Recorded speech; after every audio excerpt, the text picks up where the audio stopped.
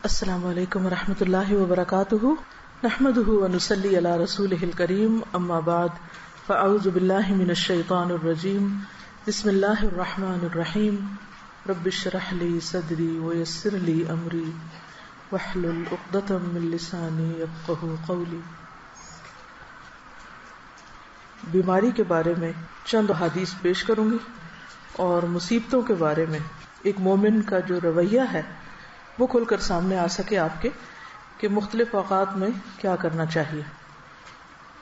اپنی بیماری ہو یا کسی کی بیماری، اس کی خبر سنتے ہی انسان پر ایک عجیب سی کیفیت طاری ہوتی، ایک بدمزگی سی ہوتی ہے، ایک دکھ، ایک غم، ایک خوف، ایک ہم، ایک پریشانی سے لاحق ہو جاتی کہ اب ہوگا کیا۔ مثلا میں جس وقت یہ پریپیئر کر رہی تھی، پڑھ رہی تھی، تو میرا بیٹا میرے پاس آیا، کہتے میرے پیٹ میں بہت درد ہو رہی اور میں اتنی پرسکون تھی۔ میں نے اسے ایک دو سجیشنز دی، ایسا کر لو، ایسا کر لو، ایسا کر لو، اور اس کے بعد میں بالکل مطمئن تھی۔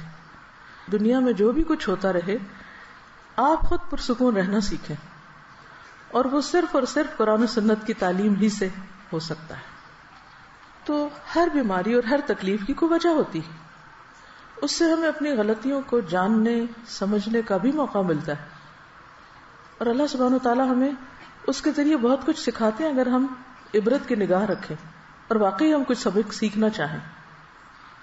پھر یہ کہ ہم مزید کئی چیزیں سیکھتے بھی ہیں۔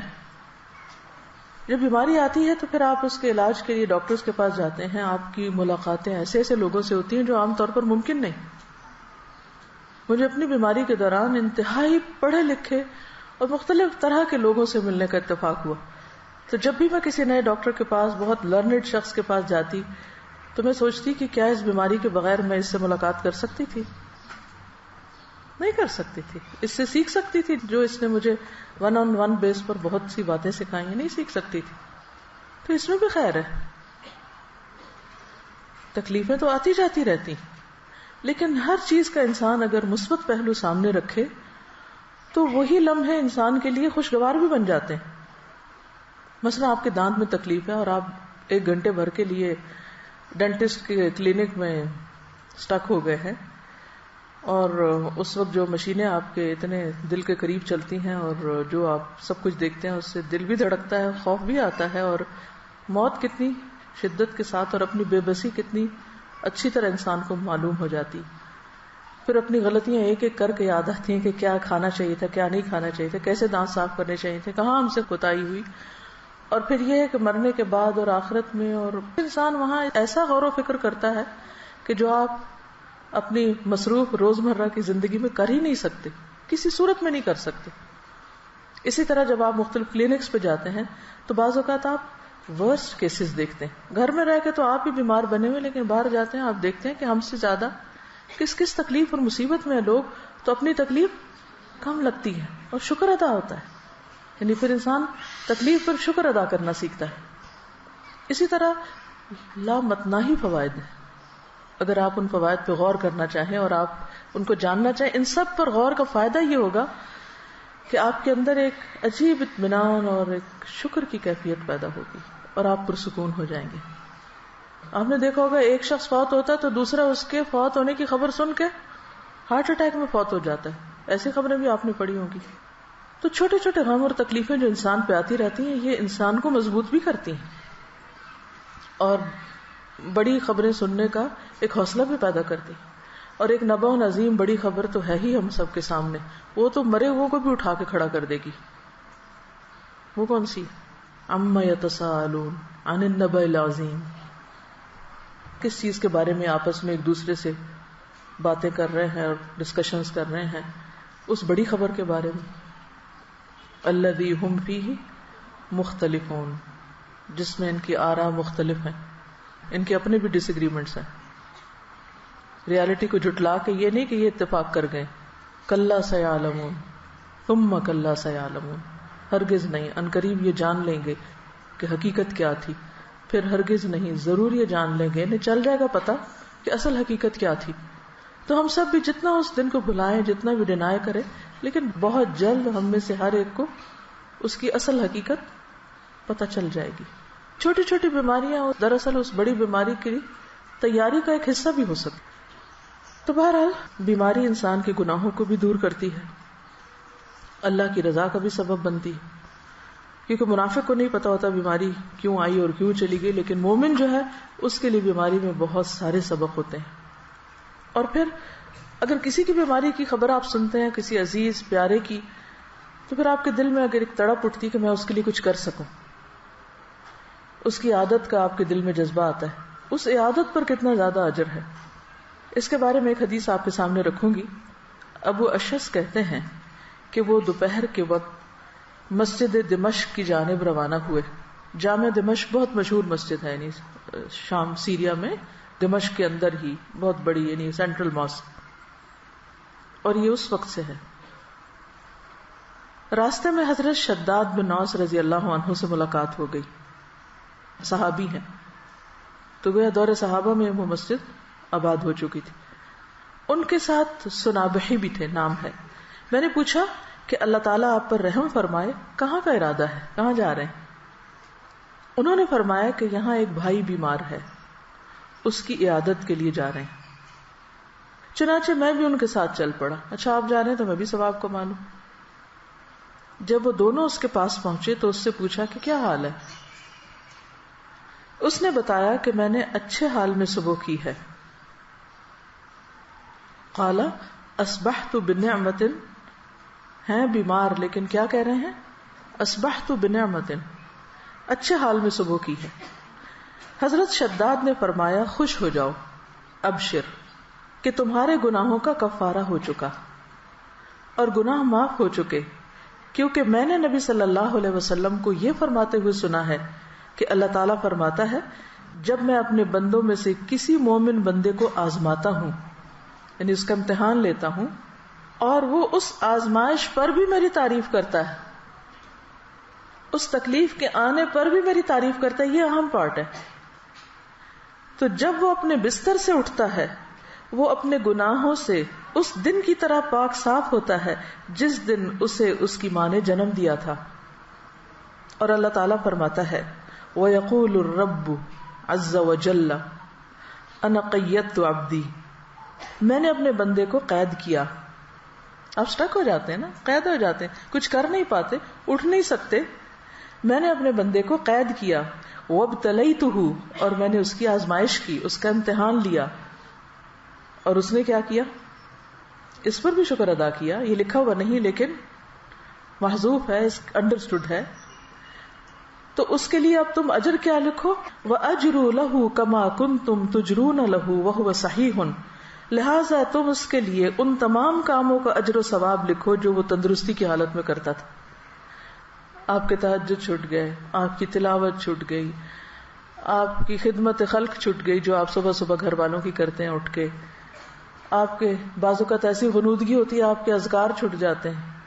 اور آپ کو سب سے زیادہ تکلیف کس پہ ہو رہی ہوتی ہے بیمار ہونے کے بعد؟ میں اتنا محروم ہوں. یہ سارے لوگ اتنی اتنی نیکیاں کریں، خصوصاً اگر رمضان میں ہو جائیں یا حج پہ ہو جائیں، پھر تو اور بھی برداشت نہیں ہوتا کہ یا اللہ یہ کیا ہو گیا. تو اس وقت اللہ سبحانہ و تعالی مہربانی کرتے ہیں جب عام بندے ساتھ چھوڑ دیتے ہیں. شرط ایک ہے، اور وہ کیا ہے؟ اس وقت بھی پازیٹیو رہو، اس وقت بھی اچھا ہی سوچو، اس وقت بھی اللہ کی تعریف کرو کہ یہ کسی مقصد کے بغیر نہیں آئی اور میرے گناہ دھل جائیں گے اور میرے لیے اس میں بھی فائدہ ہے.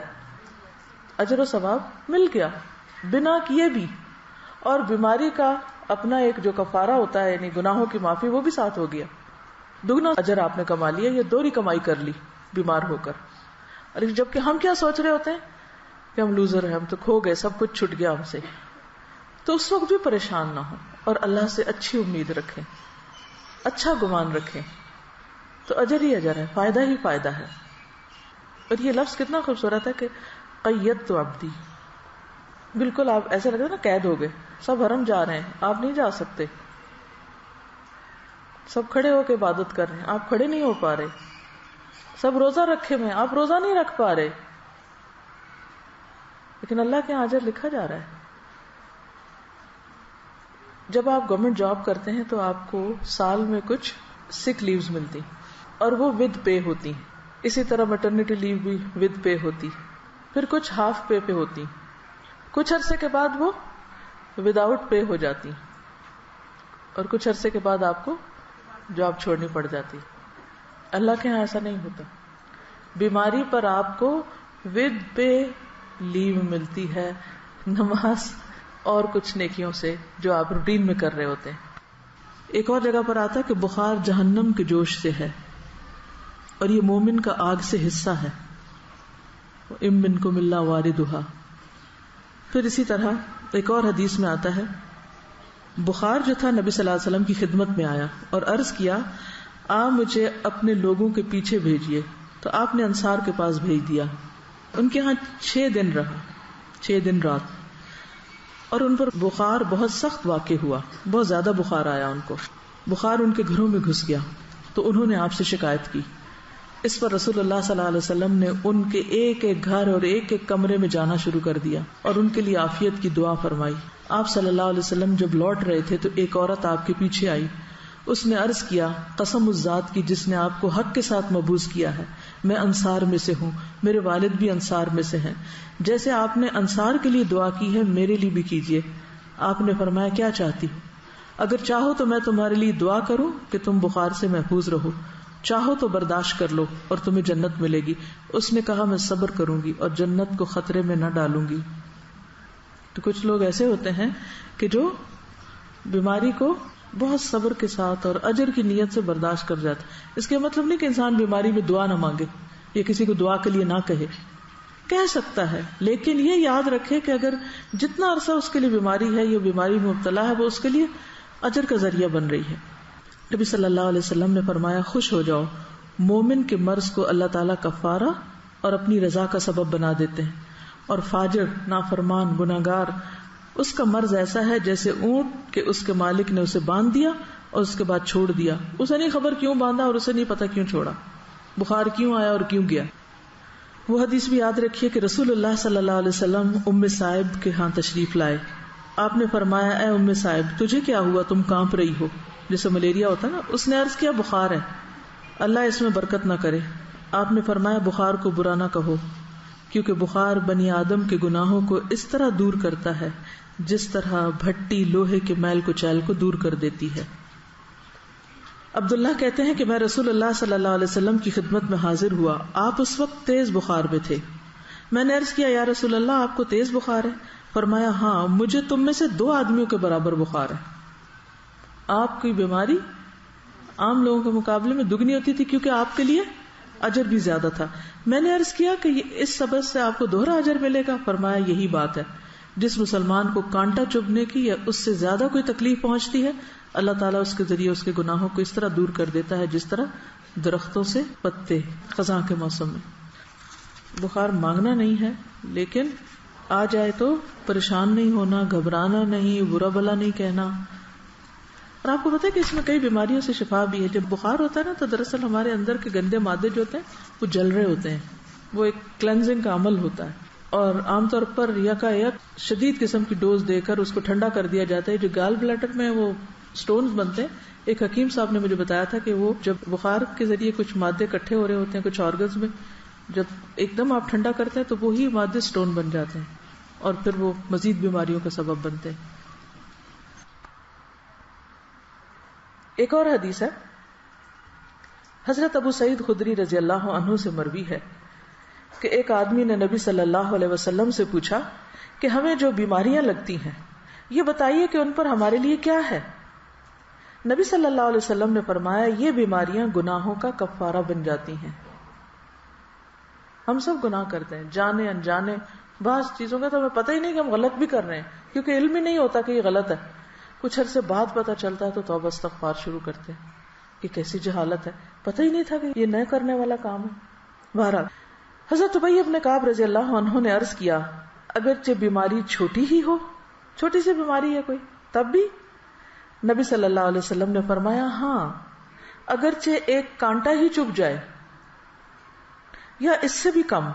یہ سن کر حضرت ابی بن کعب رضی اللہ عنہ نے اپنے متعلق یہ دعا کی کہ موت تک ان سے کبھی بھی بخار جدا نہ ہو. کیا دعا کی؟ کہ مجھے ہر روز بخار ہو. اور یہ کون ہے دعا کرنے والے؟ ابی ابن کعب، عالم صحابی ہیں، کاتب وحی ہیں، لیکن وہ ایسا بخار ہو کہ حج اور عمرہ، جہاد فی سبیل اللہ اور فرض نماز با جماعت میں رکاوٹ نہ بنے. میرے یہ کام نہ چھوٹے، ویسے بے شک بخار چڑھا رہے. چنانچہ اس کے بعد انہیں جو شخص بھی ہاتھ لگاتا ان کا جسم تپتا ہوا ہی محسوس ہوتا، حتیٰ کہ ان کا انتقال ہو گیا. وہ لوگ اپنے قول کے پکے تھے. ہم لوگ ایک وقت میں ایک بات کرتے ہیں، یا اللہ ایسا ہو جائے، اور جب وہ ہو جاتا ہے تو پھر ہم سخت گھبرا اٹھتے، پھر کہتے یا اللہ ایسا کیوں ہوا اور ایسا نہ ہو. تو اس لیے جو بھی دعا مانگے سوچ سمجھ کے مانگے، اس چیز کو جسے آپ نبھا سکیں. لیکن عافیت کی دعا بہرحال اللہ تعالیٰ کو بہت محبوب ہے. اپنے لیے عافیت ہی مانگے، مگر عافیت مانگنے کے باوجود بھی کچھ نہ کچھ تکلیف آ ہی جاتی ہے.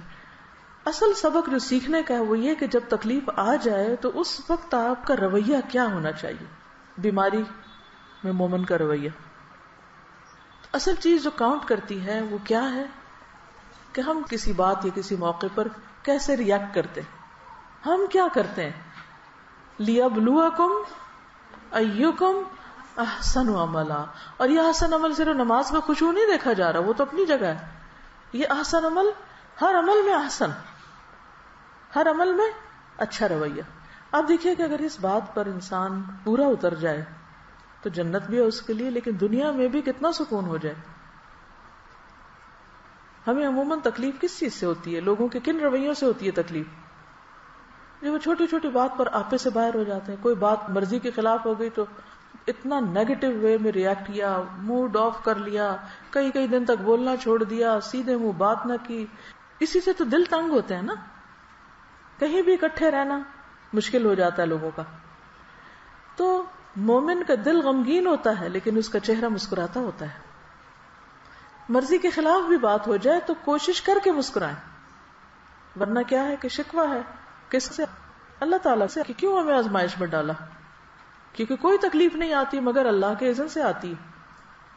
اس وقت ایک ایسے کردار کا مظاہرہ کریں کہ جو واقعی اللہ کا پسندیدہ کردار ہو، اور اس وقت بھی ڈائریکٹ آپ کا کنیکشن اپنے رب کے ساتھ ہو کہ میرے اللہ تو جانتا ہے نا کہ میں کس تکلیف سے گزر رہی ہوں، چاہے وہ جسمانی ہو یا روحانی ہو یا جذباتی ہو یا کچھ بھی ہو. بندوں کو سنانے کا فائدہ نہیں، وہ سمجھ ہی نہیں پاتے کہ مسئلہ کیا ہے. آپ ایڈوائس لے سکتے ہیں کسی سے، لیکن آپ لے کے دیکھیں مایوسی ہوں گے، کچھ بہت فائدہ نہیں ہوگا. تو بہتر کیا ہے؟ پرو ایکٹیو اپروچ اختیار کریں. مثلا روٹین میں جیسے اب قرآن مجید آپ پڑھ رہے ہیں، اس کے ساتھ ایک تعلق ہے. آپ نے دیکھا ہوگا ہر روز جواب آتا ہے کہ نہیں؟ جیسے جیسے حالات گزر رہے ہوتے ہیں ویسے ویسے آیات آ رہی ہوتی ہیں. یہ پرو ایکٹیو اپروچ ہے مسائل سے نبٹنے کی ہے. ہدی للمتقین ہے، ہدایت ہے، گائیڈنس ہے آپ کے لیے. آپ کو روز کے مسئلوں کا حل پیش ہو رہا ہے. کوئی تک ہی نہیں بنتی کہ انسان پھر قرآن کو چھوڑ کے بیٹھ جائے. روٹین میں آپ اس کو پکڑے رکھیں. نبی صلی اللہ علیہ وسلم نے اپنے پیچھے کیا چھوڑا تھا جس کو پکڑ کے رکھنا ہے؟ ہم سب کے لیے بھی یہی کتاب ہے، اس کا ساتھ نہ چھوٹے. شفا ہی شفا ہے، مسائل کا حل ہی حل ہے. تو ایسا اعتدال آپ کی زندگی میں آئے گا، ایسی خوبصورتی آئے گی، ایسا حسن آئے گا کہ دنیا بھی پرسکون ہو جائے گی. کیونکہ غم اور پریشانی کا تعلق آپ کی اپنی ذات سے ہوتا ہے، وہ آپ کے اپنے اندر کا مسئلہ ہوتا ہے، باہر کا کام اندر کا زیادہ.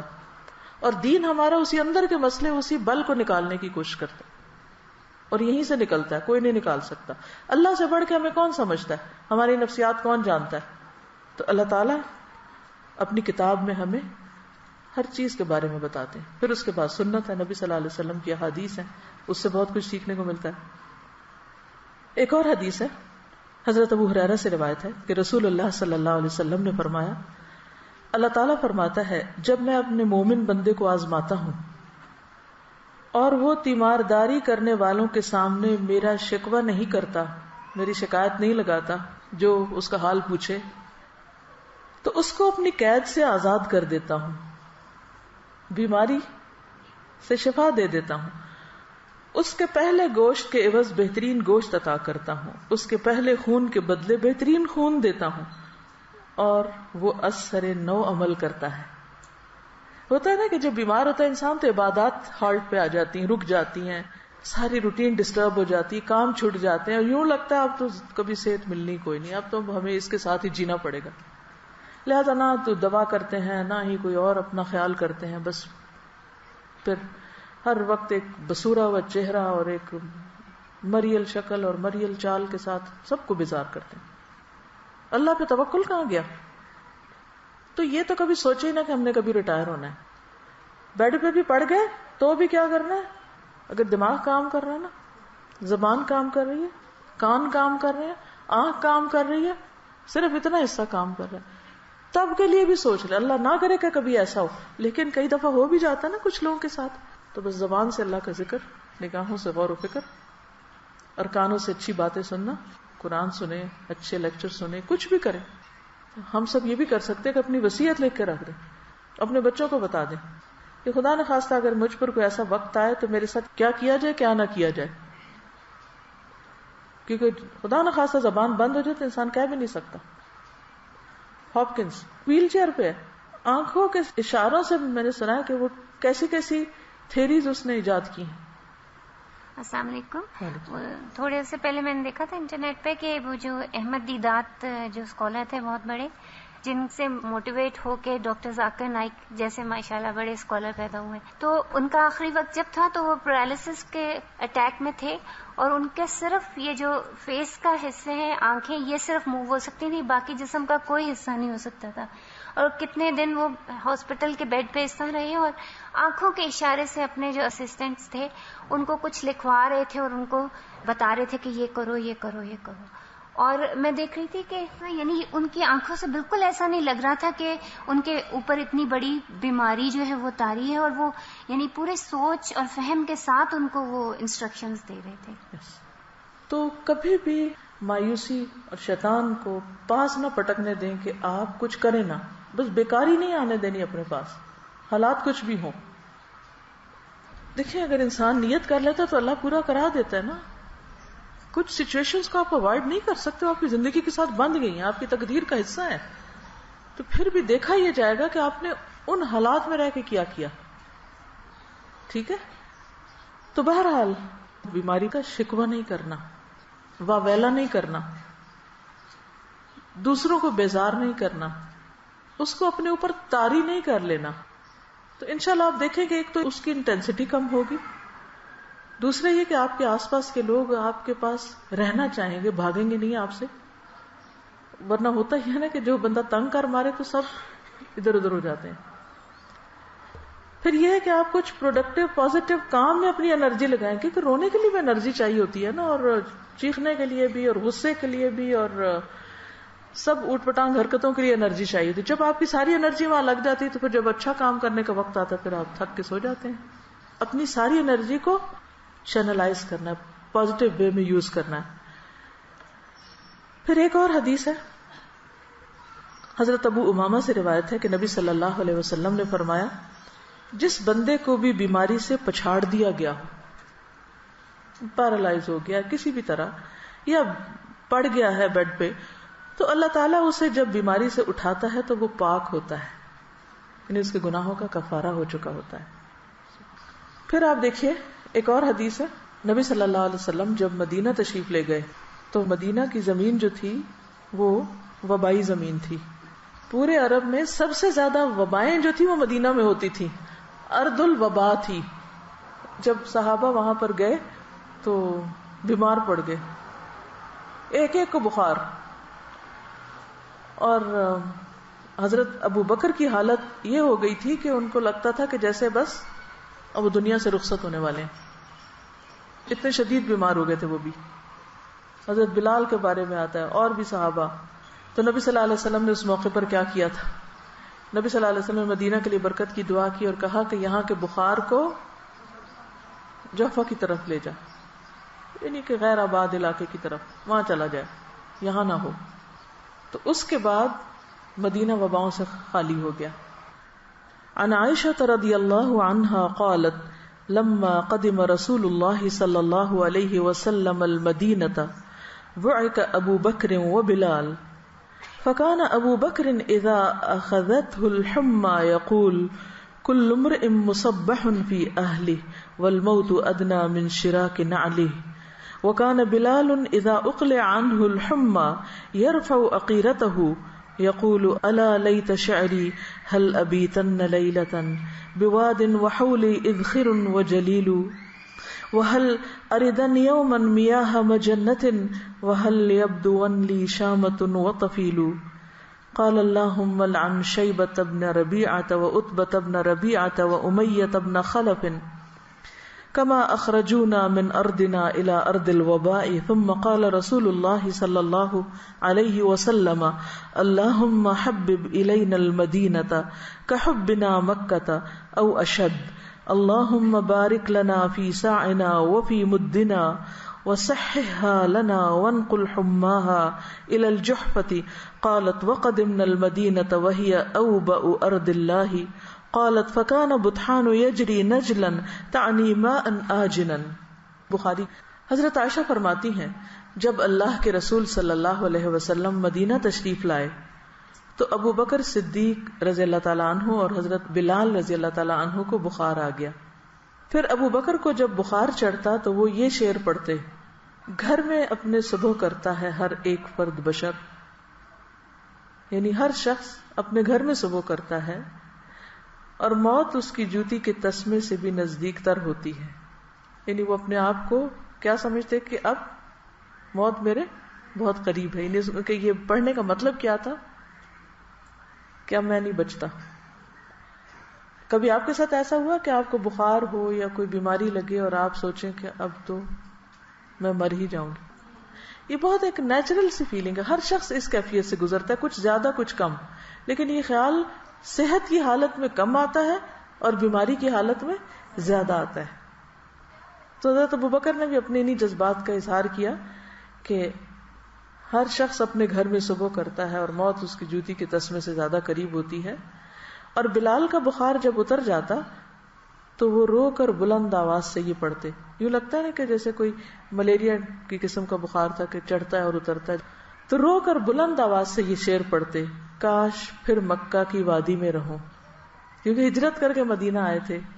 کاش پھر مکہ کی وادی میں رہوں ایک رات، سب طرف اگے ہوئے ہوں وہاں جلیل اذخر نبات. اذخر ایک گھاس ہوتا ہے جس میں خوشبو ہوتی ہے اور وہ اپنے مردوں کو دفن کرتے ہوئے ان کے ساتھ بھی رکھتے تھے، اور جلیل بھی اسی طرح گھاس کی قسم ہے. اور پیو پانی میں جنہ کا جو ہے آب حیات. یہ مکہ سے چند میل کے فاصلے پر مر الزہران کے قریب ایک مقام ہے، اسے سوق حجر بھی کہتے ہیں، وہاں پر یہ پانی تھا، یعنی وہاں کا پانی تھا. ہوتا نا کچھ چشمے مشہور ہو جاتے ہیں اچھے پانی میں. کاش پھر دیکھوں میں شامہ اور طفیل. یہ مکہ سے 30 میل کے فاصلے پہ دو پہاڑ ہیں تو ان کا ذکر، وہاں پہاڑوں کے بھی نام ہوتے ہیں. جیسے کسی پہاڑ کا نام لیجیے، جبل ابو قبیس، اور جبل کعبہ، جبل احد، جبل عیر، جبل نور جس میں غار حرا ہے. تو بہرحال یہ 30 میل دور پہاڑوں کے نام ان کو معلوم ہے اور ان کو یاد کر کے رو رہے ہیں. مکہ تو مکہ ہے. اچھا، یہ جو جبل احد ہے یہ مدینہ کے ایک طرف ہے اور اس کے بالکل اپوزٹ سائڈ پر جہاں سے وہ شروع ہوتی ہے نا، اس کی ذوالحلیفہ کے پاس، اگر کبھی آپ جائیں وہاں احرام پہنتے ہیں دوبارہ عمرہ کرنے کے لیے، تو اس کے قریب ہے. اب جہنم کے پہاڑوں میں سے بہت عجیب سا پہاڑ ہے، دیکھ کے ایک وحشت ہوتی ہے. کالے رنگ کا پہاڑ ہے، جبل احد لال رنگ کا ہے، جیسے لال اینٹوں کا رنگ ہوتا ہے نا، اسی قسم کا. اور اس کے اپوزٹ. تو اس کو میں دیکھتی اور آنکھیں بند کرتی، دیکھتی اور آنکھیں بند کرتی، اور میں کہتی کہ یا اللہ تو محفوظ رکھنا اور یہ نہ ہمیں دکھانا. کیونکہ تپتی دھوپ کے اندر وہ کالے رنگ کا پہاڑ، اور پہاڑ کی بھی یوں چوٹی نہیں ہے، اوپر سے ایسے اسٹریٹ سا ہے، عجیب سا لگتا ہے دیکھ کے. تو یہ جہنم کے اندر ہوگا. اصل میں اللہ تعالیٰ نے دنیا میں انسان کو کچھ ایسی چیزیں دکھائی کہ جس سے وہ اپنے ان گھروں کو بھی یاد کر لے. ہوتا ہے نا کہ ہم جنت تو نہیں دیکھ سکتے، جہنم تو نہیں دیکھ سکتے، لیکن جب یہ کہا جاتا ہے کہ یہ ٹکڑا جنت کے ٹکڑوں میں سے ہے، یا پہاڑ جنت کے پہاڑوں میں سے ہے، یا یہ دریا جو ہے وہاں سے جاری ہوئے ہیں اور یہ جہنم کی وادی میں سے ہے، تو پھر وہ ایک عجیب طرح کی فیلنگ آتی ہے جو خالی سنتے رہنے سے نہیں آتی، دیکھنے سے ایک اور بات بنتی. تو بہرحال حضرت بلال جو تھے وہ یہ شعر پڑھا کرتے تھے اور کہا کہ اے میرے اللہ، شیبہ بن ربیعہ اور عتبہ بن ربیعہ اور امیہ بن خلف ان مردودوں پر لعنت کر جنہوں نے ہمارے ملک سے ہمیں نکال کر وبا کے ملک میں دھکیل دیا. مدینہ کیا تھا؟ وبا کا ملک. رسول اللہ صلی اللہ علیہ وسلم نے یہ سن کر فرمایا یا اللہ مدینہ بھی ہم کو مکہ کی طرح یا اس سے بھی زیادہ محبوب بنا دے، یعنی ہمیں مدینہ سے بھی محبت دے دے یا مکہ سے بھی زیادہ دے دے. یا اللہ ہمارے سع اور مد میں برکت دے دے، پیمانے ہیں. اور مدینہ کی ہوا صحت بخش کر دے. یہ جملہ غور کیجئے، مدینہ کی ہوا صحت بخش کر دے اور وہاں کا بخار جوہفہ میں لے جائے. جوہفہ بھی میقات پر ہے. حضرت عائشہ فرماتی ہیں ہم جب مدینہ میں تھے تو سارے ملکوں سے زیادہ وبا وہاں تھی. پھر فرمایا کہ مدینہ میں بطحان ایک نالا تھا، اس میں بہت ہی تھوڑا بدمزہ اور بدبودار پانی بہتا رہتا تھا، لیکن جب اللہ کے رسول صلی اللہ علیہ وسلم نے وہاں کے لیے دعا کی تو بہت سی نعمتیں وہاں پر اللہ تعالیٰ نے عطا کیا. اور یہاں آپ نے جو دعا کی نا بہت دلچسپ ہے کہ مدینہ کی ہوا صحت بخش کر دے.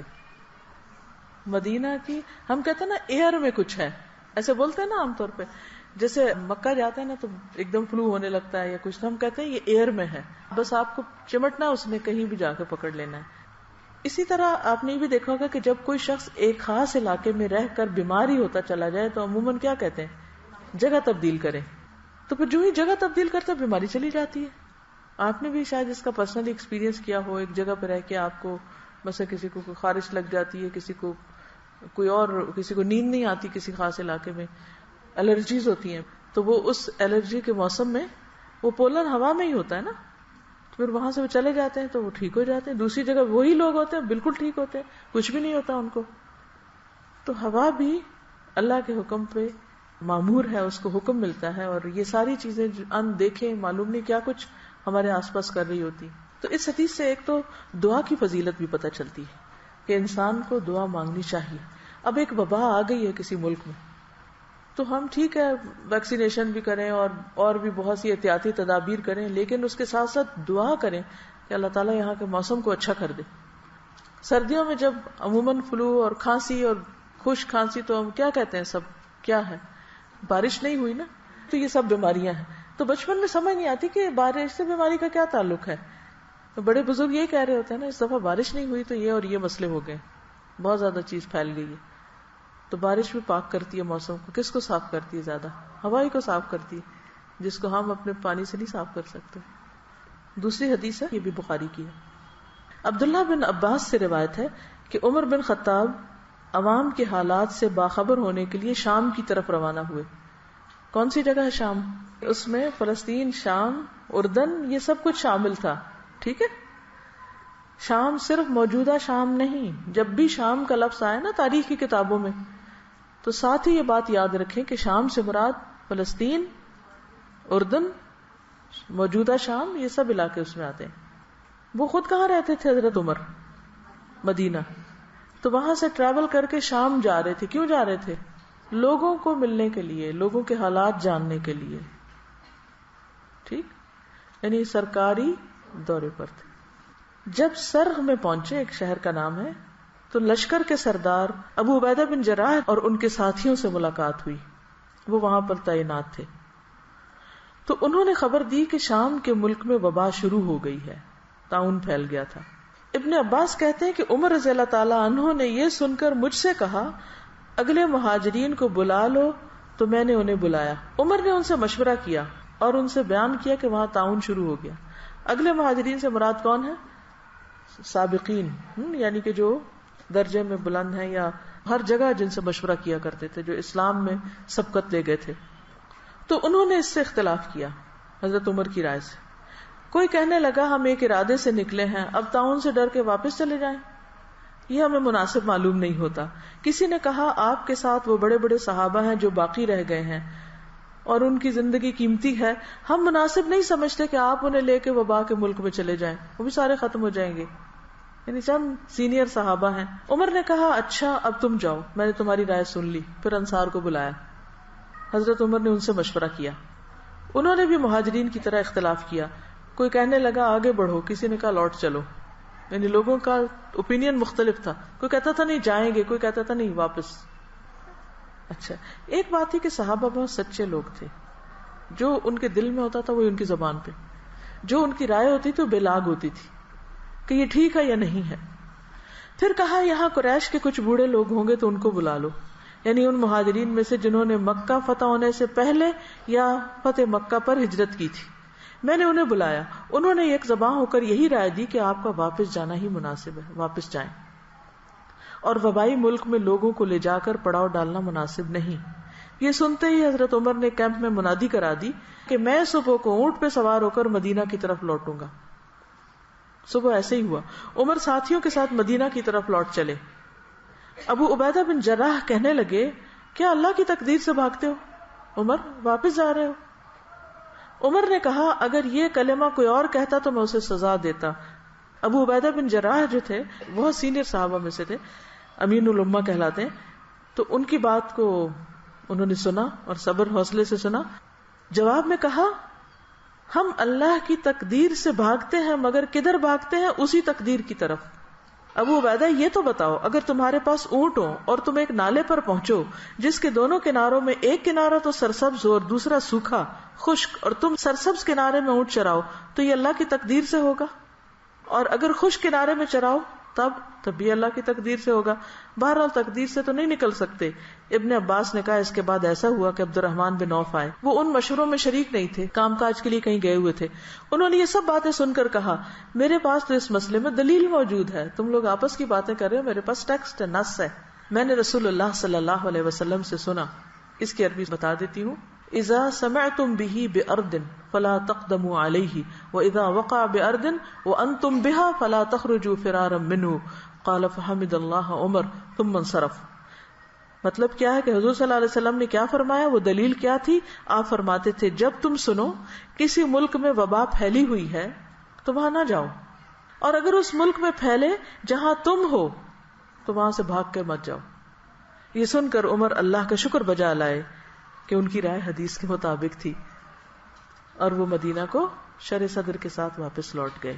اس سے کیا باتیں پتہ چلتی ہیں کہ جہاں وبا پھیلی بھی ہو وہاں نہیں جانا چاہیے، اور اگر وہاں رہتے ہیں آپ تو وہاں سے بھاگ کر کہیں اور نہیں جانا چاہیے. وہ کیوں؟ وائرس دوسری جگہ منتقل ہو جائے گا. تو اس سے کیا پتہ چلتا ہے کہ ایسے مواقع پر احتیاطی تدابیر کرنا دین کے عین مطابق ہے، خلاف نہیں ہے. ٹھیک ہے، اپنے آپ کو ہلاکت کی جگہ سے بچانا، نقصان سے بچانا، اپنی جان کا دفاع کرنا، اپنے جسم بدن صحت کا دفاع کرنا، یہ بھی دین کا حصہ ہے. اس میں مجھے جو بہت زیادہ بات فیسینیٹ کی حضرت عمر کی شخصیت کے اوپر ہے کہ نکلے ہیں، مسئلہ پیش آیا ہے، خود سے ہی نہیں فیصلہ کر لیا. کیا کیا؟ سب سے اکٹھا نہیں کیا، ایک سے کیا، دوسرے سے کیا، کیونکہ اگر بہت بڑا گروپ ہو مشورہ دینے والا تو وہ پھر صرف بحث مباحثہ شروع ہو جاتا ہے. تو انہوں نے مہاجرین سے الگ کیا اور انصار سے الگ کیا، پھر ان میں سے بھی جو سلیکٹڈ لوگ تھے ان سے پھر الگ کیا، پھر اس سب کے بعد جو سن کے ان کی رائے بنی اس پر عمل کیا، اور پھر عبد الرحمن بن عوف نے جب حدیث سنائی تو اس پر شکر ادا کیا. ایک اور بات پتہ چلتی ہے کہ صحابہ جو تھے اللہ کے رسول صلی اللہ علیہ وسلم کی بات آنے کے بعد کوئی اختلاف نہیں کرتے تھے. اب وہ جو کہہ رہے تھے کہ نہیں چلو چلو آگے ہی چلو، انہوں نے جب سنا کہ نبی صلی اللہ علیہ وسلم نے یہ فرمایا تو پھر کوئی نہیں ملتا کہ حضرت عمر کو کسی نے برا بلا کہا ہو یا کسی اور کو. ورنہ تو ہمارے یہاں کیا ہوتا ہے، اگر کسی نے کوئی ایسا فیصلہ کر لیا تو ساری زندگی اس کو تانے دیے جاتے ہیں کہ تم نے کیا کیا، تم بزدل، فلاں موقع پہ بھاگ گئے تھے. بعض اوقات سارے لوگ کچھ کہہ رہے تھے، ایک شخص کی رائے بڑی صائب ہوتی، تو یاد رکھیں کہ بعض اوقات کسی معمولی انسان کی رائے جو ہے وہ اتنی صائب ہوتی ہے کہ بڑے بڑے عقل مند پیچھے رہ جاتے. اس سے اللہ تعالیٰ یہ بھی دکھاتا ہے کہ تم عقل کل نہیں ہو، اور سارا علم تمہارے ہی پاس نہیں ہے، اور ساری سمجھ کے مالک صرف تم نہیں ہو، کوئی اور بھی ہو سکتا ہے. تو اس لیے بھی ضروری ہے کہ کوئی معمولی درجے کا شخص ہو یا کوئی بہت اعلیٰ، دونوں کو توجہ دی جائے. میں نے ایک روایت سنی تھی، مجھے نہیں معلوم اس کا کیا درجہ تھا کیا نہیں، بہت بہت چھوٹی تھی جب سے یہ بات سنی تھی کہ اگر آپ کسی شخص کی کنگھی استعمال کریں گے تو آپ اور اس کے درمیان اختلاف پڑ جائے گا. مجھے اس بات میں ایک حکمت نظر آئی، چاہے اس کی کوئی شرعی دلیل یا کوئی طبی دلیل نہ بھی ہو، لیکن بات یہ ہے کہ کنگھی ایک پرسنل یوز کی چیز ہے. بعض لوگوں تو گھر میں ایک کنگھا رکھا ہوتا ہے، برش، سارا گھرانہ اسی سے کر رہا ہوتا ہے. ایک آیا وہ شیشے کے آگے کھڑا ہو گیا، دوسرا آیا اسی نے، یہ پھر خوب لڑتے ہیں آپس میں. لڑائی کس لیے ہوتی ہے کہ اس میں ایک یہ حقیقت ضرور ہو سکتی ہے کہ ایک میلا چھوڑ گیا، ایک نے بال اس میں چھوڑ دیے، پھر وہ گما دی، اٹھائی یہاں سے رکھی کہاں، تو وہ پھر یہ چیزیں لڑائی کا سبب بن جاتی ہے. یعنی اس میں کئی اور اسباب ہو سکتے، ضروری نہیں کہ وہ اس کے اندر کچھ گھس جاتا ہے جو لڑنے کے قابل بنا دیتا ہے بندے کو. پھر اسی طرح حضرت عقبہ بن عامر سے روایت ہے کہ نبی صلی اللہ علیہ وسلم نے فرمایا، دن بھر کا کوئی عمل ایسا نہیں ہے جس پر مہر نہ لگائی جاتی ہو. یعنی وہ ایک طرح سے ریکارڈ ہو رہا ہے، سیو ہو رہا ہے ڈیٹا سارا. چنانچہ جب مسلمان بیمار ہوتا ہے تو فرشتے بارگاہ الہی میں عرض کرتے ہیں کہ پروردگار تو نے فلاں بندے کو روک دیا ہے، حبستہ، اسے قید کر دیا، اب وہ کچھ کر نہیں سکتا، دوڑ نہیں سکتا. اللہ تعالیٰ فرماتا ہے کہ اس کے تندرست ہونے تک جیسے اعمال وہ کرتا ہے ان کی مہر لگاتے جاؤ، یا یہ کہ وہ فوت ہو جائے. یعنی روٹین میں جو وہ کرتا تھا، بیمار ہو گیا تب بھی وہ مہر لگاتے جاؤ ان ایریاز میں. آپ کی ڈیلی ڈائری جو ہے اس پہ اسٹیمپ لگتی جاتی ہے. شرط کس بات کی کہ آپ ایک روٹین میں ریگولر کچھ نہ کچھ کرتے رہیں، تاکہ فرشتوں کو بھی پتا ہو کہ کون سے تھے وہ کام جو آپ نہیں کر پا رہے. اب ایک اور حدیث میں آتا ہے، رسول اللہ صلی اللہ علیہ وسلم نے فرمایا، جب کوئی بندہ بیمار ہوتا ہے یا سفر میں جاتا ہے تو اس کے وہ تمام عمل لکھ دیے جاتے ہیں جو وہ حالت قیام اور زمانہ تندرستی میں کیا کرتا تھا. اور صبر کا اجر کہ قیامت کے دن جب آزمائش والوں کو ان کی مصیبتوں کا بدلہ دیا جائے گا تو اہل عافیت تمنا کریں گے کاش ان کی کھالیں دنیا میں کینچیوں سے کاٹ دی جاتی، تاکہ ایسا اجر ملتا ہے جو صبر کرنے والوں کو ملا ہے. اور پھر جو بیماری پر صبر کر جائے تو اس کے لیے جنت ہے. جیسے وہ ایک خاتون آپ کی خدمت میں حاضر ہوئی اور اس نے کہا کہ اللہ کے رسول صلی اللہ علیہ وسلم مرگی کا دورہ پڑتا ہے مجھے، تو آپ دعا کیجئے کہ میں ٹھیک ہو جاؤں. تو فرمایا کہ اگر تم چاہو تو میں کر دیتا ہوں، ورنہ اس کے بدلے تمہارے لیے جنت ہے. اس نے کہا کہ ٹھیک ہے، میں یہ نہیں کہتی مگر یہ کہ میرا پردہ جو کھل جاتا وہ نہ کھلے. تو آپ نے اس حصے کے لیے دعا کر دی. پھر اسی طرح جنت میں بھی درجات کی بلندی کا سبب ہے بیماری. محمد بن خالد اپنے دادا سے، جنہیں نبی کریم صلی اللہ علیہ وسلم کی صحبت کا شرف حاصل تھا، یعنی صحابی تھے، وہ نقل کرتے ہیں کہ ایک دن وہ اپنے کسی مسلمان بھائی سے ملاقات کے ارادے سے نکلے عیادت کے لیے. راستے میں ان کی بیماری کا پتہ چلا تو ان کے پاس پہنچ کر کہا کہ میں آپ کے پاس ملاقات کے لیے، عیادت کے لیے اور خوشخبری دینے کے لیے آیا ہوں. 3 کام، ملاقات، عیادت اور خوشخبری سنانے آیا. اس نے پوچھا یہ ساری چیزیں ایک جگہ کیسے جمع ہو گئی؟ انہوں نے جواب دیا کہ میں جس وقت نکلا تھا اس وقت آپ سے ملاقات کا ارادہ تھا، بس ملنے آ رہا تھا. راستے میں آپ کی بیماری کی خبر سنی تو عیادت کی نیت بھی کر لی. اور رہی خوشخبری تو وہ یہ ہے کہ میں نے نبی صلی اللہ علیہ وسلم کو یہ فرماتے ہوئے سنا ہے کہ جب اللہ کے ہاں کسی بندے کا مقام اور مرتبہ اس درجے سے آگے بڑھ جاتا ہے جہاں تک اس کا عمل نہیں پہنچتا، تو اللہ تعالیٰ اسے جسمانی، مالی یا اولاد کی طرف سے کسی آزمائش میں مبتلا کر دیتا ہے، پھر اسے اس پر صبر بھی عطا کر دیتا ہے، یہاں تک کہ وہ اس درجے تک جا پہنچتا ہے جو اس کے لیے طے ہو چکا ہوتا ہے. یعنی آپ ہر وقت جنت الفردوس مانگتے ہیں، روتے ہیں کہ یہ کرنا تھا کر نہیں پائے. یعنی کئی لوگوں کو لٹرلی روتے ہوئے دیکھا ہے جو واقعی سچے دل سے کہتے ہیں کہ ہمارا دل چاہتا ہے ہم یہ بھی کریں، یہ بھی کریں، یہ بھی کریں، لیکن ہم سے ہو نہیں پا رہا. کبھی بچے چھوٹے ہیں، کبھی بیماری آ گئی ہے، کبھی کوئی اور وجہ بن گئی، عمل نہیں ہو پا رہا، کام کر نہیں پا رہے، کرنا چاہتے ہیں. اب عمل کے ساتھ تو اس درجے کو پا ہی نہیں سکتے کیونکہ وہ وقت نہیں ہے، موقع نہیں ہے، یا قابلیت نہیں یا صلاحیت نہیں. اب یہ گیپ ہے، ابھی کچھ قدم باقی ہیں، تو اللہ تعالیٰ کیا کرتے ہیں؟ کوئی آزمائش بھیج دیتے ہیں، بندہ اس پہ صبر کر جاتا ہے. اس آزمائش کی وجہ سے وہ فاسٹ لفٹ پہ بیٹھ کے اوپر چلا جاتا ہے. قرآن پڑھنے کا سب سے بڑا فائدہ یہ کہ انسان کی ہائی تھنکنگ ہو جاتی کہ میں اس درجے کو پہنچوں. اور اگر صحابہ کی زندگی آپ پڑھیں تو اور بھی اس کو مہمیز لگ جاتی، کیونکہ وہ بہت مختلف طرح سوچتے تھے. وہ کبھی کبھی اپنی ڈریمز شیئر کرتے تھے. ڈریم سے مراد اپنے جو آئندہ کے خواب کے، کیا کریں، کہاں پہنچیں، کیسی موت آئے، کہاں جائیں. تو حیرت ہوتی ہے کہ سوچتے بھی کیسے تھے، ہم کو تو سوچنا بھی نہیں آتا. کیونکہ جو لوگ خواب دیکھتے ہیں وہی منزل پہ پہنچتے ہیں، اور اللہ پہنچا دیتا ہے، کسی بھی طرح پہنچائے. تو جب ایک طریقے سے نہیں پہنچ پاتے تو اللہ تعالیٰ کو اور طریقہ بتا دیتا ہے، اس سے نہیں تو ایک اور اس سے نہیں تو کسی اور. بس اللہ کی رضا پہ راضی ہونا سیکھ جائیں. لیکن یہ سب ہوگا اگر آپ کی تھنکنگ پازیٹو ہوگی، ہوپ فل رہیں گے. جب مایوسی آنے لگے کہیں میرے لیے ناممکن، اللہ کے لیے سب ممکن، وہ کر سکتا وہ کرے گا. تو اس لیے بس مانگتے رہا کریں، سوچتے رہا کریں، آگے بڑھتے رہا کریں. آپ سمجھے کہ اللہ تعالیٰ نے کام کے ذریعے نہیں، بیماری کے ذریعے مجھے اوپر لے کے جانا ہے اگر میں نے صبر کیا. اب بے چینی چھوڑیں، اللہ کی رضا پہ راضی ہو جائیں. وہ دکھ تکلیف تو ہوگی مگر راضی، یا اللہ میں راضی. تو انشاءاللہ آپ دیکھیں گے کہ وہ جو اندر کا ایک سکون ہے وہ نہیں ڈسٹرب ہوگا، اسے برقرار رکھنا ہے. اچھا، اس کا مطلب یہ نہیں کہ کوئی بیماری آئے تو علاج ہی نہ کرے. علاج اور کوشش اور اس پر جو مال لگتا ہے یا ایفرٹ لگتی ہے وہ بھی اجر کا باعث ہے، کیونکہ اللہ نے کوئی بیماری نہیں اتاری جس کے لیے شفا نہ اتاری ہو. تو شفا کا حصول جو ہے اور اس کی کوشش جو ہے وہ کوشش بھی باعث اجر، اور اللہ کے حکم پر عمل کرنا ہے. دیکھیے دین کے سارے معاملات میں اصل چیز اطاعت ہے. کیوں نہیں ہے کہ اچھا ابھی تو کہا گیا تھا کہ اگر کوئی بیمار ہوگا تو اتنا اجر ہے، تبھی کہا جا رہا ہے دوائی لے لو، تو میں کیوں دوائی لوں؟ نہیں، یہ بھی اللہ ہی کا حکم ہے. وہ صبر بھی اللہ کا حکم تھا، وہ شکر بھی اس کا حکم تھا، یہ دوا کھانا بھی اللہ کا حکم ہے. ٹھیک ہے نا. پھر اسی طرح یہ ہے کہ دوا کے علاوہ دعا، انی مسنی الضر وانت ارحم الراحمین. ابراہیم علیہ السلام نے کہا تھا وَإِذَا مَرِضْتُ فَهُوَ يَشْفِينِ. اور اپنی زبان میں دعا. اب یہ نہیں کہ جو ابراہیم علیہ السلام نے کہا وہ ایوب علیہ السلام نے کہا، ہر ایک نے اپنی اپنی بات کی جو ان کے دل میں آئی. پھر اللہ نے غذائیں جیسی پیدا کی ہیں اس کو بھی. رسول اللہ صلی اللہ علیہ وسلم نے فرمایا بخار جہنم کی گرمی کا اثر ہوتا ہے، اس لیے آب زمزم سے ٹھنڈا کرو.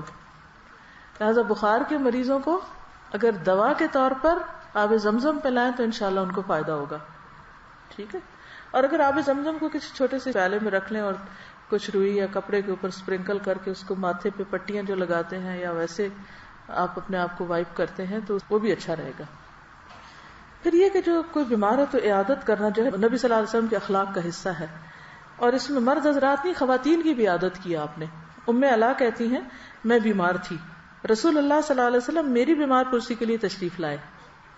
فرمایا ام علا خوش ہو جاؤ، اللہ تعالیٰ مسلمان کی مرض کی وجہ سے اس کے گناہ اس طرح صاف کر دیتے ہیں جیسے آگ سونے اور چاندی کے کھوٹ کو ختم کر دیتی. اچھا، ایک اور بڑی دلچسپ بات جو مجھے بھی ریسنٹلی پتا چلی وہ یہ کہ مریض کو کھانے پینے میں مجبور نہ کرو. اکثر ایسا ہوتا ہے نا کہ ادھر ذرا سی بیماری ادھر بھوک بند، پھر ہم اتنا فورس کرتے ہیں، کہتے ہیں کہ ہے یہ مر جائے گا بھوک سے. حالانکہ ہوتا یہ کہ جسم کو کام کرنا ہوتا ہے اور اسٹمک ساری انرجی لے جاتا ہے فوڈ ڈائجسٹ کرنے میں، تو اس لیے اگر اس میں کچھ نہیں جا رہا تو یہ بھی اللہ کی ایک حکمت ہے. حضرت عقبہ بن عامر جہنی کہتے ہیں کہ رسول اللہ صلی اللہ علیہ وسلم نے فرمایا اپنے مریضوں کو کھانے پینے پر مجبور نہ کیا کرو، کیونکہ اللہ تعالیٰ ان کو کھلاتا پلاتا ہے. اس کا اپنا ایک طریقہ ہے آلٹرنیٹ غذا کا. اور عافیت کی دعا جو ہے وہ کبھی بھی پڑھنا نہ بھولیں. ہمارا کلچر ایسا ہے کہ اس میں پریشان ہونا ایک لازمی حصہ ہے. اللہ سے عافیت کی دعا کرتے رہیں اور اللہ کی نعمتوں کو یاد کرتے رہیں، شکر گزار رہیں، خوش رہیں.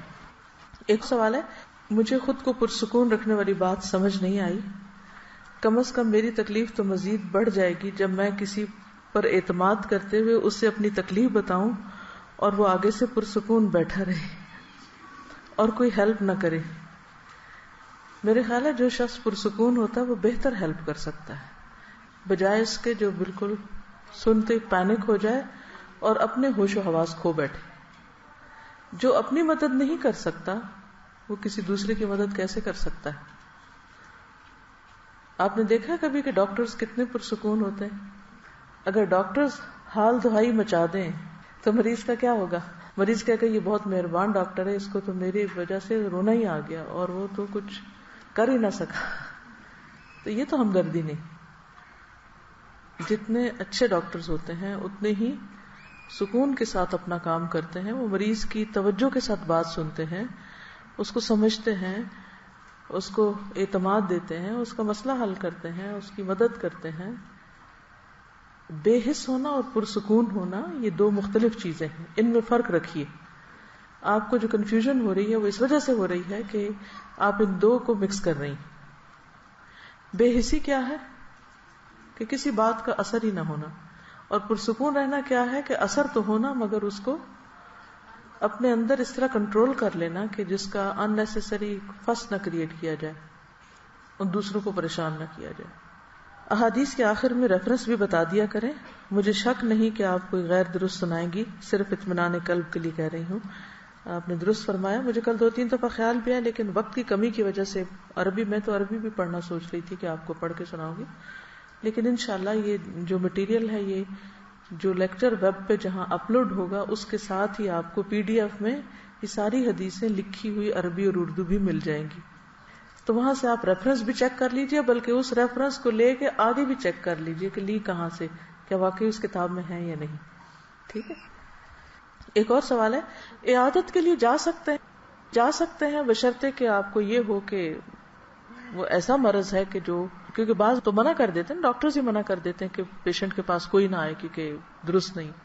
کیونکہ آپ کو معلوم ہے جو کانگو وائرس آیا ہے اس میں سب سے پہلے تو سرجن پکڑا گیا، خود نرس اور سرجن وہ ہلاک ہوئے ہیں کیونکہ وہ افغانستان سے کوئی پیشنٹ لایا گیا تھا کوئٹہ، وہاں وہ اس کو آپریٹ کر رہے تھے، ٹریٹ کر رہے تھے، تو اس سے وائرس ڈاکٹر نے کیچ کر لیا اور پھر اس سے خیر وہ اپنے بندوبست کرتے ہیں، لیکن پھر وہ باذن اللہ تقدیر کا حصہ تھا. جی بہت زیادہ چھینکیں آ رہی ہیں، اس طرح کی ہے تو نہیں پبلک میں آپ کو پھر اس طرح جانا چاہیے کیونکہ اس سے دوسرے کو بھی بیزاری ہوتی ہے.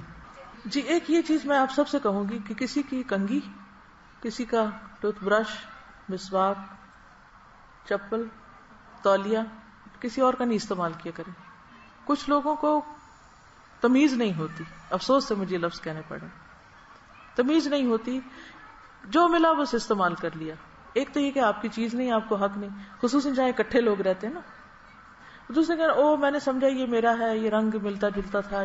ان چیزوں میں احتیاط برتے، بہن بھائی ہوں، گھر کے لوگ ہوں، افراد ہوں. ایک اور سوال ہے، کیا نفسیاتی، گھریلو، باہم رویوں کے مسائل یعنی آپس میں ایک دوسرے کے ساتھ جو انبن رہتی ہے، ان تکالیف کا بھی یہی معاملہ ہے کہ وہ باعث خیر ہیں، گناہوں کا کفارہ ہو سکتی ہیں؟ کیونکہ نفسیات دان تو کہتے ہیں کہ یہ مسائل آپ کے اپنے پیدا کردہ ہیں اور عقل مندی اچھے رویے سے حل کیے جاتے ہیں. قرآن میں بھی ہے کہ جو مصیبت آتی ہے تمہارے اپنے ہاتھوں کی کمائی سے آتی ہے. درست فرمایا آپ نے. پہلی بات یہ کہ یہ جتنے بھی مسائل ہوتے ہیں جو ہمیں پیش آتے ہیں، ان میں سے اکثر ہمارے رویے یا گناہ یا ہماری کسی نہ کسی غلطی کا نتیجہ ہوتے ہیں. ٹھیک ہے. اور اللہ تعالیٰ ان کے ذریعے ہمیں سکھاتے بھی ہیں کہ ہم سبق سیکھیں. جب ہم کسی کے ساتھ کوئی زیادتی کرتے ہیں تو ظلم کرنا ایک ایسا جرم ہے کہ جس کی سزا دنیا میں بھی ملتی ہے انسان کو. کسی کا حق نہیں مارنا چاہیے. تو دنیا میں جب کوئی تکلیف آتی تو فوراً سوچیں. اس کی پہچان کا ایک بہت آسان طریقہ ہے کہ اس سے ملتا جلتا اپنا کوئی جرم سوچیں کہ آپ نے کیا کیا. یعنی کسی نے آپ کے ساتھ کوئی زیادتی کی تو اس وقت سوچیں کہ آپ نے تو ایسا کسی کے ساتھ نہیں کیا تھا. یا کوئی واقعہ پیش آیا تو اس میں آپ کی غلطی کہاں پر تھی. دوسروں کی نہیں چنیں. ہم کیا کرتے ہیں کہ جب کوئی مشکل پیش آتی ہے کسی پر تو اس وقت تو ہم بہت ایکٹیولی سوچتے ہیں کہ اس نے یہ کیا یہ کیا یہ کیا، لیکن جب ہمارے ساتھ آتی ہے تو ہم بند کر دیتے ہیں، بلاک کر دیتے ہیں اپنی سوچ کو کہ ہم تو معصوم ہیں، بس دوسرے ہی ظالم ہیں، انہوں نے ہمارے ساتھ زیادتی کی. تو اس میں بیلنس رکھیں، ضرور سوچیں.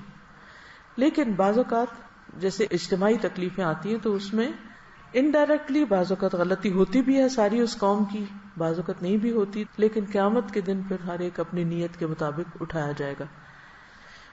اور یہ جو بات ہے کہ یہ مسائل اپنے پیدا کرتے ہیں اور اچھے رویے سے حل کیے جا سکتے ہیں، تو اس میں وہ حدیث یاد رکھیے کہ نبی صلی اللہ علیہ وسلم نے فرمایا کہ اچھے اخلاق والے دنیا اور آخرت کی ساری بھلائیاں لوٹ کے.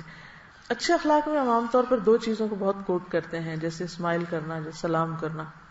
وہ کون سی ایک اچھی عادت ہو سکتی ہے جس سے تعلقات اچھے ہوتے ہیں، اور وہ کون سی ایک خاص خراب عادت ہوتی ہے جس سے تعلقات خراب ہوتے ہیں.